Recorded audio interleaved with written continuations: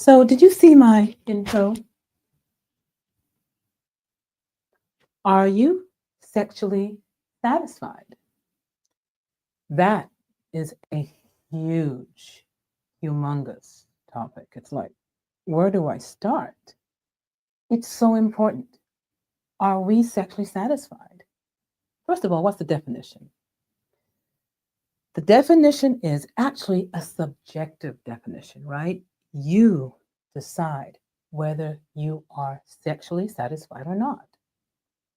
So the definition goes like this: a subjective evaluation of the positive and negative dimensions or experiences that you experience in a sexual relationship. Okay? Subjective meaning your point of view. You decide, right? You evaluate. So after the experience, you can evaluate and say, hey, how many positive things happened? How many negative things happened? And when you put it on that scale, which is more, the positive or the negative? If the positive is more, you had a great sexual experience. If the negative is more, you did not have a great sexual experience. And I want you to have the best and the greatest sexual experience you can have. Why? Because of the big orgasm that's involved, right? So the issue is, are we having not only satisfactory sex, but are we having orgasms? Now, is it just the orgasm that makes it satisfactory? No, we know that. There are other things that can go on in the bedroom. You don't even have to have an orgasm and you have a great time. And I'm talking to the women. The guys, you guys usually do. But sometimes if you don't, guys, I know you guys too do appreciate the experience of having a satisfactory or a great experience, enjoyable experience in the bedroom. So the topic is, are you sexually satisfied? And if you're not, we need to do something about it. But I know I really can't. This is up to you. So you have to, first of all, be honest and tell your partner whether you are sexually satisfied or not. And I know there are tons of women and some men that are not telling their partners. And I'm going to just put this not only based on my experience in my clinic, but I'm going to say this. I've had too many men ignore the sexual satisfaction of their female partners, their wife, their spouse. Too many men. But I know there are some men out there that do care, but there are just too many men that don't care about whether their partner is satisfied. And I know there's some women that don't care whether their male partner is satisfied. I know that. So I'm talking to those that don't care, male or female. Please understand that you are taking away your partner's quality of life. You're taking away your partner's ability to enjoy his life or her life. So you as a female have to care about whether your partner is satisfied. And you as a male has to care whether your female partner is satisfied. I don't care whether you're married or dating or it's a one night stand, whatever it is. I believe you should care. Otherwise, what are you doing it for? Yeah, it's mostly for pleasure. Yes, it can be for procreation. But we're talking right now about pleasure. And it should be always for pleasure, even if it's a procreation. Times have changed, right? I know back in the day, men's pleasure was more important than the female woman's pleasure, right? Meaning men just did their wham bam, thank you, ma'am, and we just kept quiet. And that has changed. We do not do that anymore. Of course, in some cultures, they do. But in most cultures now, we women have a right to stand up and say, we are not sexually satisfied. And the question I always get is, Dr. Kathy, how do I tell my partner that I'm not sexually satisfied? So we're going to delve into a lot of aspects of this. It's a very deep subject. And I can tell you, I've got so many papers and so many articles that I've read, and I'm just going, ooh, dizzy. But I'm going to chip at it little by little and try and give you some nuggets, some important information so that you'll know that this is very important, to be honest with whether you are sexually satisfied or not. Because who comes first? You do. So you take care of you. You love you. How do you do that? By showing and doing things that will show you and the world that you do care about you. So you've got to be honest to your partner and tell your partner you're not sexually satisfied. That's the conversation that you might need. Again, some help, someone to be with you. And I really don't think this is something that you can do with somebody. I think this is private, and this is something that you really should sit down, hold hands, or take a notebook, write down all your issues, and sit down and talk. Because you know, communication is key in your relationship. Now, if you're not in a relationship, look back at your past relationships so that your future relationships will be better. I want you, honestly, like I talked about with the sexual compatibility, I really want you to talk about this even before you have sex. Now, I know guys will not like this because they don't want to get into that complex and complicated discussion of sex because women are very complicated. But I think that guys have to get used to the fact that, hey, there are women that are complicated and there are women that are simple. And each woman is different. And I do think that you should take the time for each woman because we're all different. There's no cookie cutter approach. We're all different. We have to have a unique approach to what makes us sexually satisfied in the bedroom. Okay. So remember that definition again. It is subjective. It is your definition. It's your private inner mind decision as to how many good things happened and how many bad things happened.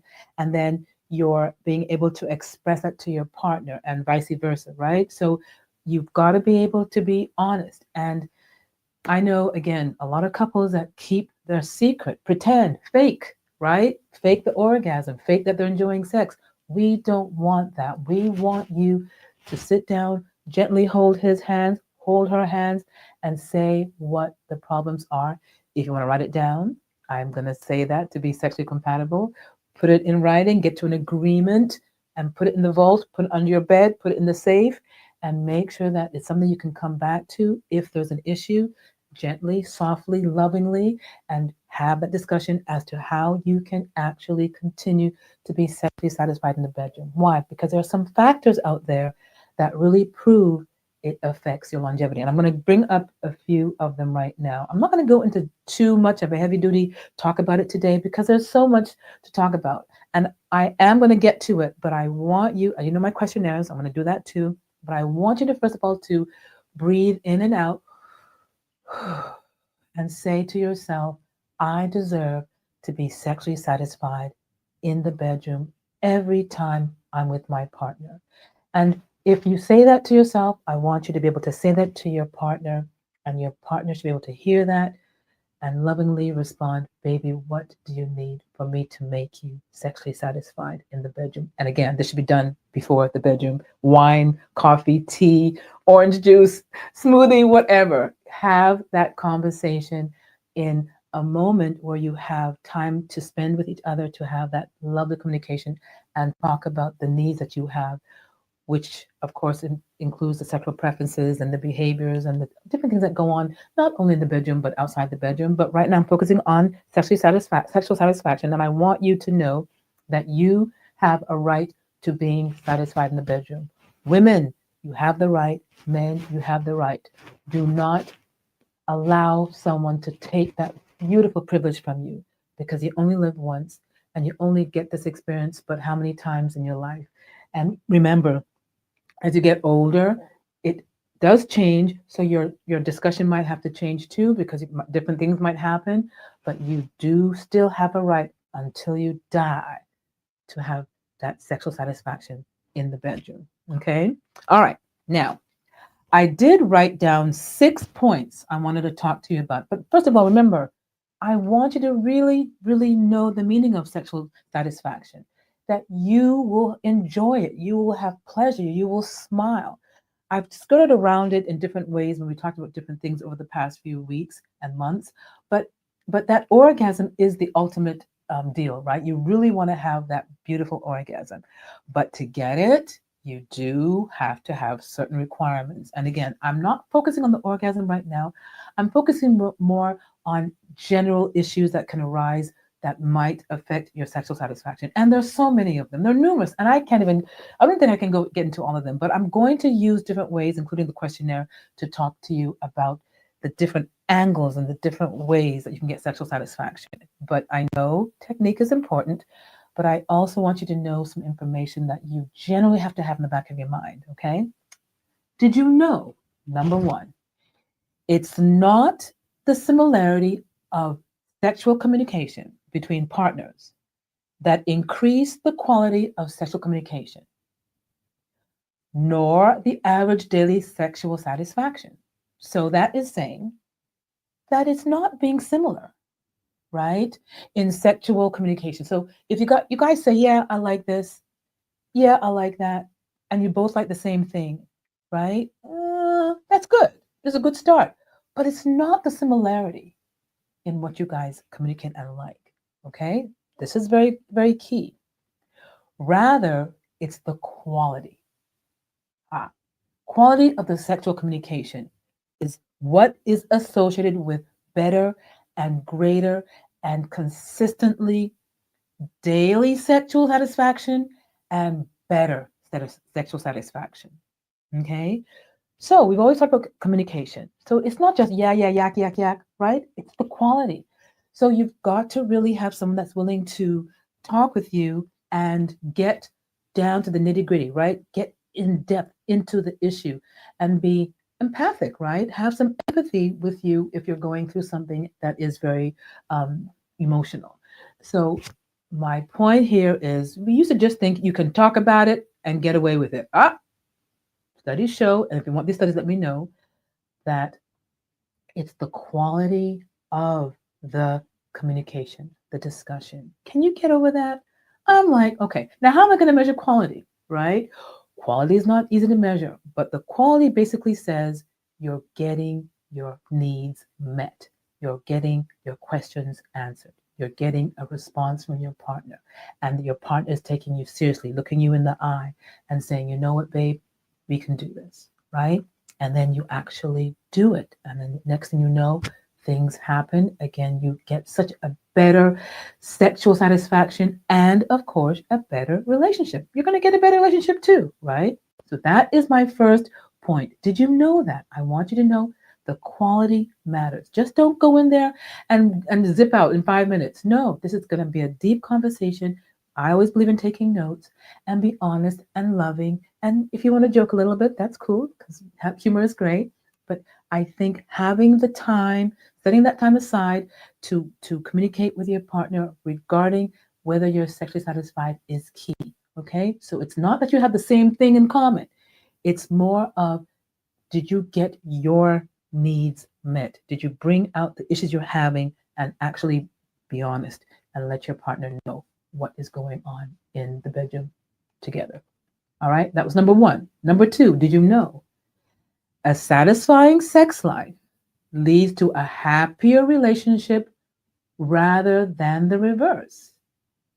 Which means if you have great sex, you're going to have a happier relationship. And people used to think if you have a happier relationship, you're going to have great sex. And studies say no. Happier relationships do not guarantee great sex. Take note. So don't take that for granted. Even though you're in a great relationship, don't think that you're going to have great sex. It's a completely different ballgame, right? You've got to be able to be open, have your conversations, because what goes on in our mind, completely unknown to anyone but ourselves. Nobody knows what's going on upstairs except you or me, right? So you have to know a satisfying sex life leads to a happier relationship, not the other way, not the reverse, not the other way around. Okay? So don't deceive yourself because you're a happy relationship, you still have to have great sex because it's the great sex that keeps the relationship happy. Great. Number three, did you know simply having more sex, simply having frequent sex, may not lead to greater satisfaction? We've said that before, that the more frequent you have the sex, the better the satisfaction. But listen to this. newer studies are saying simply having more sex may not lead to greater satisfaction, but rather greater sexual enjoyment leads to more frequent sex. So they're saying, yeah, it could happen, but they're finding more that the greater sexual experience leads to more frequent sex. And that's a no brainer, right? If you're having great sex, you're going to want more frequent sex. So if you're not wanting more frequent sex, you might not be enjoying the sexual satisfaction in the bedroom. Okay, so if you notice, and remember, people pretend, people don't say the honest truth. Sometimes you got to break them down. If you notice your sexual activity is becoming less, there might be some pretense going on, meaning the person might not want to tell you. So you've got to open up either one and say, hey, babe, what's going on? What's going on? We're not having sex as much as we used to. Baby, please be honest with me. I love you and I really want to know what's going on and I want the honest truth, right?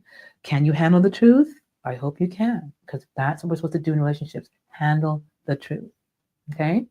So remember, it's the enjoyment. So if you don't enjoy yourself, you're not going to want to have as frequent sex. And that is crucial.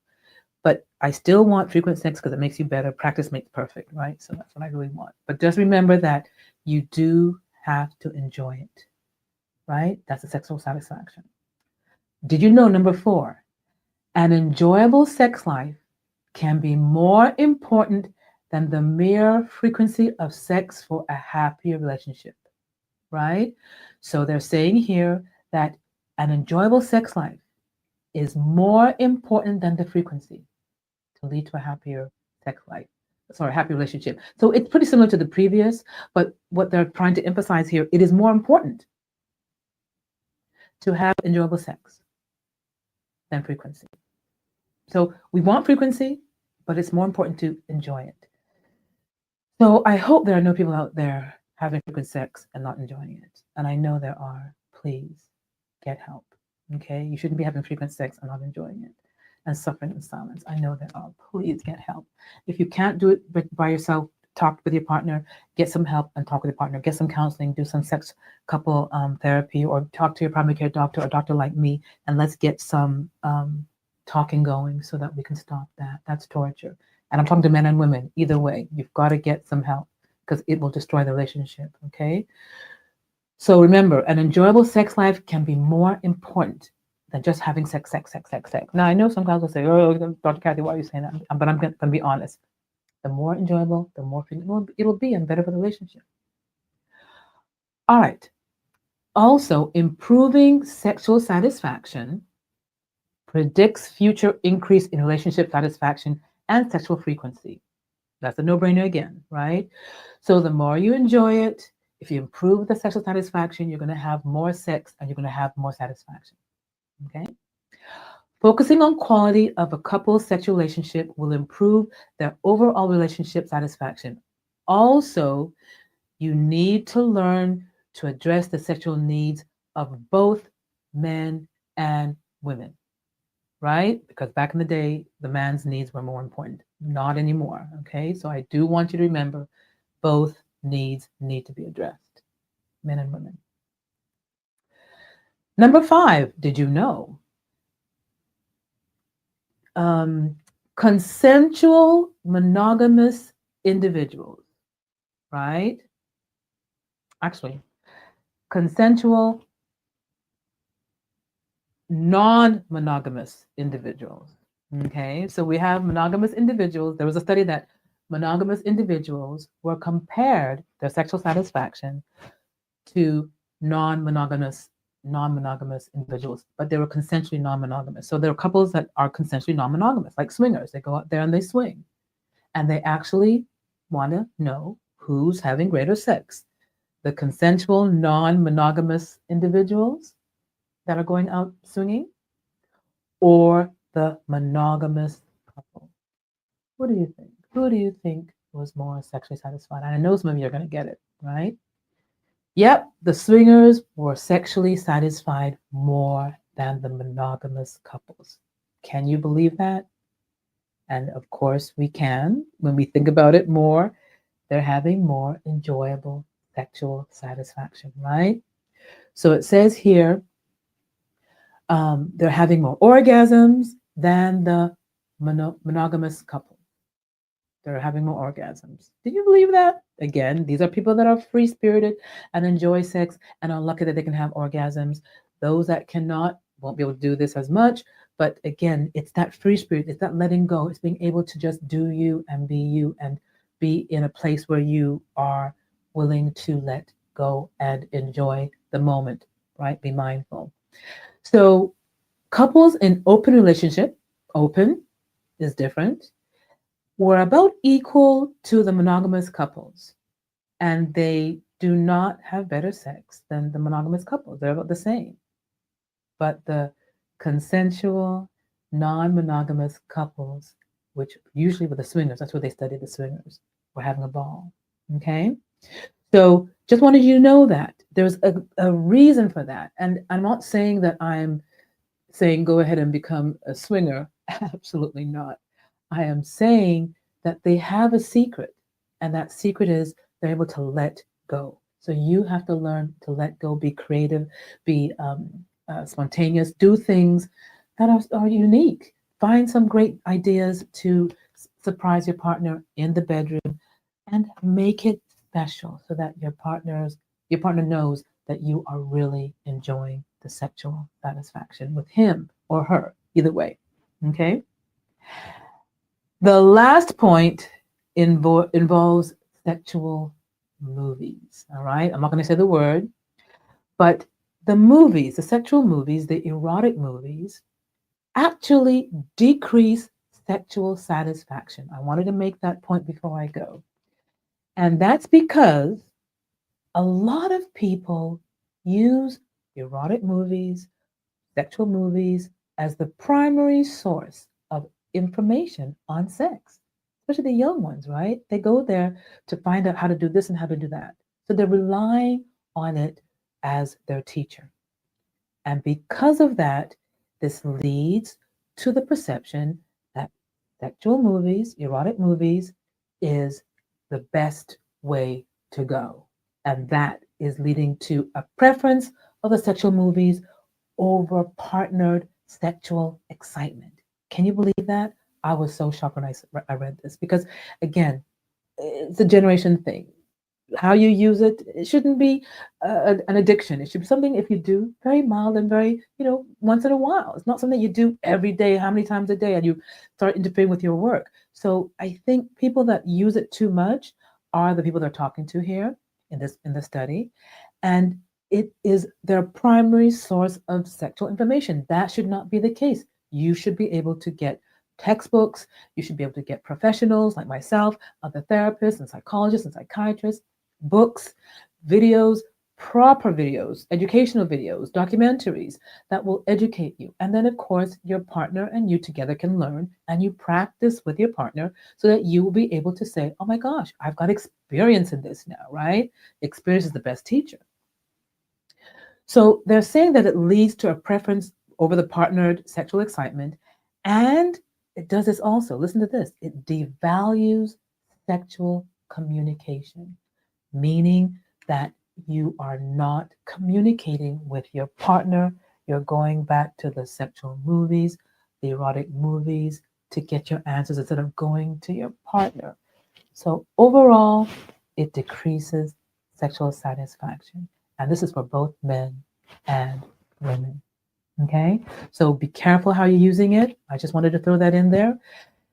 This topic is so diverse. I'm going to try and, just like I said, take small bites at a time and talk with you so that you'll know whether you are having an issue, because there are issues there that are your fault. There are issues that are your partner's fault. There are issues that are environmental faults. We have to sort of get an idea of what they are so that we can address them one by one. I'll try and get to as many as I can, but there's so many of them. There are just too many for me to even list. Thousands, I'm sure. But we'll try and get there and be more in the general population for those so that you'll all benefit and hopefully have a better understanding of whether you're being satisfied or not. And I'm sure you know, but I want to go into a little bit more detail so you know in depth whether you are or not. There's so much information out there. I wanted to show you that there's a manual Promise Sexual Function and Satisfaction Manual. I mean, there are manuals, there are pages and pages and pages and pages and pages on how you can get satisfied and how you can know whether you're satisfied. You know, answers and questions and all that is here for us. So I want you to know that it does improve your relationship with your partner, including your marriage. So please do not underestimate the power of being sexually satisfied in your relationship. Okay, guys? All right. Have a good night. I'll see you tomorrow. Bye.